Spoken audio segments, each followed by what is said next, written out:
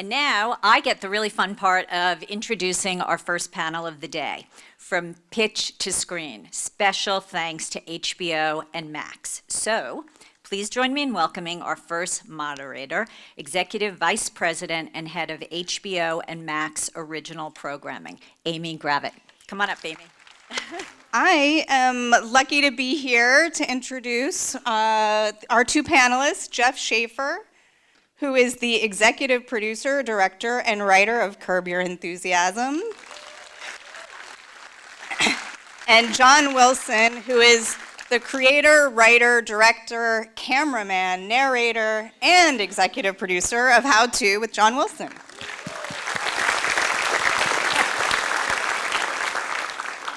These two are actually just meeting each other for the first time, too, so this is going to be fresh. It's been glorious. Yeah. Fresh. It's going to be tense.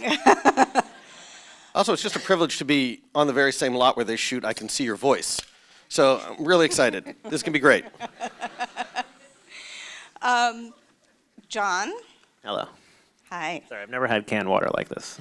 Canned water is disorienting. You expect it to be fizzy. I know, yeah. Anyway, we could talk about something else. Or a malt liquor. Going back several years now to pitching the show, can you talk about what you remember from coming into, I know you obviously pitched around town, but coming into our offices and pitching the show for the first time, and how your producers, one of whom is Nathan Fielder, helped you? Yes. HBO and Amy were kind enough to humor us, and take this pitch meeting. Yeah, I really knew nothing about this world at all, and I still try not to know that much, just to keep myself naive, I think, a little bit. But yeah, when we came in, I had made a little 3-minute pitch video with iPhone footage that I just played on a little iPad, and then I just described what an episode might look like. I think the pilot that we pitched to you, that we ended up not making, was called How to Get an HBO Password. And that miraculously didn't scare you away. No. And We didn't even move you off of it. You moved yourself off. yeah, and it was kind of a bit of a, I pitched it as a bit of a journey about the kind of relationships we have with the people whose accounts we share, and what happens when those begin to atrophy and stuff. And I started to, after you greenlit the pilot off of that, but then Nathan and I decided to just, when we started to really brainstorm, we decided to go with an episode just about small talk and how to make small talk, because it felt a bit more personal to us. And then when we switched, you guys had absolutely no problem with that. And then we just delivered the pilot and then kind of greenlit the show after that. We'll get to the pilot phase, but I wanted to talk to our seasoned Jeff Schaffer here, who was not seasoned enough that you were in the actual Curb pitch.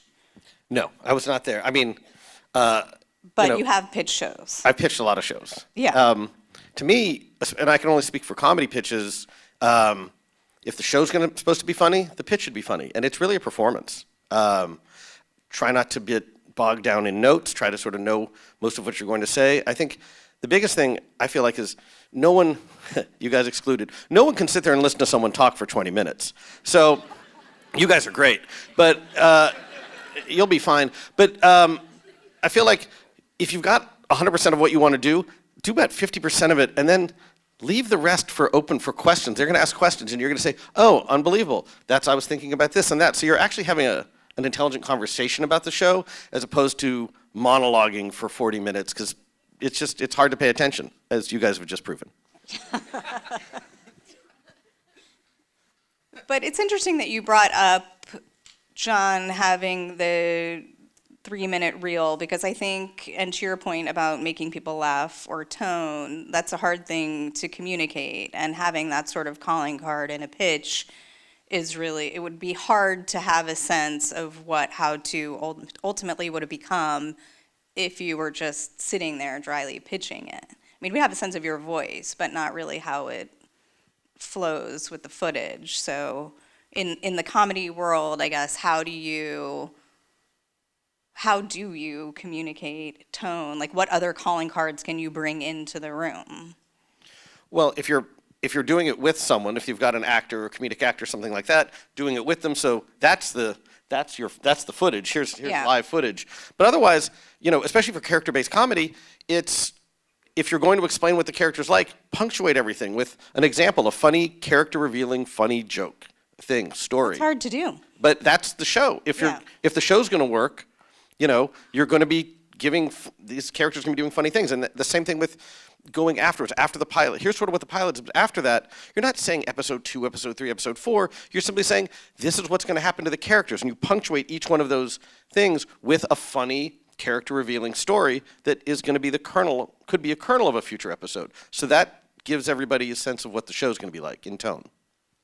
Yeah, and I think you even early on, I wasn't sure how to necessarily write a script or a treatment for an episode or something, and you shared an anecdote with me about, I think even just Curb, about how it was very simple, like Larry goes here, right, like has a problem here, like I don't know, I mean you probably know obviously not more than I do about that, but I think that could segue into the pilot step, which we had for both shows, and how the pilot helped you learn about what the episodes would be, learn about sustaining a half an hour worth of story, worth of footage. Yeah, I think I didn't really realize we had an episode until like the end of the edit. Really, you just like shoot and shoot and shoot. I mean, I think our work, the two projects are different in a lot of ways, but I kind of just like.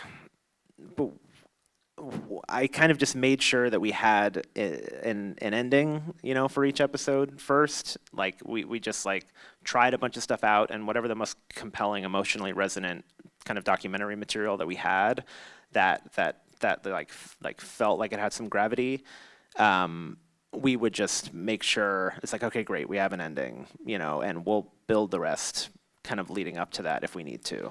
But I feel like, the shows are different, but they're actually very similar in a way in which, for comedy, a lot of times it's said that you're supposed to be like a keen observer of the human condition, or like for our show, you learn to complain diligently, So, and I think like you're writing it in the edit room. Curb gets written 3 times. We have an outline where we write just like Seinfeld. We come up with ideas, throw them up on a dry erase board, and do what I call comedy geometry to like make sure these stories are intersecting and weaving and feeding off each other and building to an end.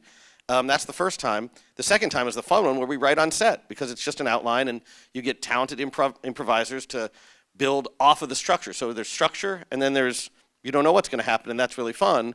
And then the third and final time, it's written in the edit room where the second time we're just generating a lot of stuff, and then the third time we actually have to choose our adventure. And I think that's the same. You're writing in the edit room a lot. Totally. Yeah, I would say the same. It very much mirrors that too. Yeah, it is written like 3 times in the same exact way. I mean, not same exact, but yeah, very similar. But yeah. You both had final seasons this year. Jeff, do you want to take this first, because Curb has been oft accused of saying that it was going to be the final season, It's like and it not being the final season. Totally guilty as charged. The fifth season, the final episode was called The End, and that was not ironic. And honestly, we've been doing final seasons since season 5. Every season's the last season, because when the season's done, Larry sort of put all the ideas he likes into that season, and he's like, well, I don't have any more ideas, so why would I do the show again? And he's the only human being on the planet that thinks he's never going to come up with any more ideas. So we wait, but eventually the scene, we come around again. This time it ended because everything for us is really story-based. We're really very story-focused, and we knew from the beginning we were going to start in Georgia with him getting arrested in line for giving water. And that sort of could lead to a trial. We sort of had that in the back of our heads, but it wasn't until the middle of the season, we were honestly just talking about a little story where a kid like throws a ball at Larry or kicks him, and the mom's like wants to teach the kid a lesson, and Larry has to stay for the lesson. Larry doesn't want to stay for the lesson. I don't need to be a part of this kid's lesson. I've never learned anything. I'm 76 years old. I've never learned anything in my life. And when he said that, I was like, oh, okay, let's do that, but writ large. Let's take that concept that you've never learned a lesson, and we've been talking about a trial. Let's just say you've never learned a lesson and do the Seinfeld finale again. And he's like, really? I'm like, it's foolproof because we're owning it. It's ambitious in its laziness. It's unique in its repetition. Like, we can't lose. And in the end, I love that we did it because it's about more than the show. It actually ended up speaking to the contrary DNA of Larry himself, which I did what I thought was funny 25 years ago, and I think this is funny, and I'm doing it again, and fuck all y'all. And that's Larry in a nutshell. Yeah, that's a cool idea. No, but I do relate with, like, at the end of each season, I was just like, the philosophy was like, leave nothing in the tank, like, just like anything you have, any piece of footage, any memoir thing, anything, just like throw it in there, make it like it's the last time you'll ever be able to do it. And at the end of every single season, I was just like, I have this crisis at the end of every project, but at the end of every season, I was just like, that's it. I have nothing left to say. I felt like that before the pilot was even made. I was like, I have nothing left to say after, this, like, whatever grungy stuff I did before. But it's interesting with never your true, though. personal footage, because it does feel that in the first season, you could have really run through a full library of material that took many years to create. And so you are on a more accelerated process in subsequent seasons. Yeah, but even in season 1, it was almost all brand new material too. There's definitely archival stuff in everything. But yeah, I thought that there was nothing left to say. But and I still don't think, even after we finished the final episode in season 3, I still don't think that's the case. There's still more to say, and that's why I'm glad, that life is, long. But by the way, that's exactly like in between every season. I mean, the reason why the show has existed for so long is obviously the genius of Larry and our brilliant cast, but it's really thanks to all of you guys. I mean, you're terrible. You're terrible people, and you do terrible things. And I always say documenting the bad behavior of the west side of Los Angeles is an evergreen business. And so, and it's true, until man can, thank you for your lukewarm applause. And, that's an episode. But until a man can walk out of his house and not be annoyed by his fellow man, like, there will always be room for Larry. And, so I would just sort of have to realize that you just have to go out into the world and get embarrassed, and then we come back to the office and we show each other our awkward scars, and there's another episode. I think John, as much as Larry is irritated by people, John is endlessly fascinated. Well, yeah, I think, but I think I do. I mean, I grew up on this stuff too. On all this stuff too. So it's like I do have this kind of cynic in me, and this like very kind of Larry David kind of part of my core. But I think with my show, it's like a constant effort to fight it in a way where I'm just like, okay, I have this cynicism that I may not show necessarily within the work, but I'm trying to find where I like what part of me is in the subject and what part of all of us is in the subject, because it is like there is the first layer of just like, oh, this is strange, but then like what it needs to evolve, I want it to evolve in a way. Yeah, we've just surrendered to our basest instincts. Yeah, I know, but which I love too, But for Curb, I think where yours is a little more meditative, ours is wish fulfillment, right? It's like it's both sides of the coin. Larry can play the aggrieved, the indignant. He can also play the aggressor, and I think that's where everybody's got this double standard, and everyone's like, oh, I wish that happened to me. I wish I'd said that. And it's wish fulfillment for Larry too. I mean, season 11 when we came back, he said, "I'm returning because I realized it's much more fun to play Larry David than it is to be Larry David," and he gets to do, and that's how the show exists, is because it was super fun for him to get out all the things he couldn't say to you people. I mean, that might be how we wrap this up. Thank you, We're guys. to our time. It's 22 minutes, an episode of comedy. Yeah. And thank you again to Amy and everyone. Oh yes, thank you to HBO for sure, and Amy. Truly, and Casey and everybody.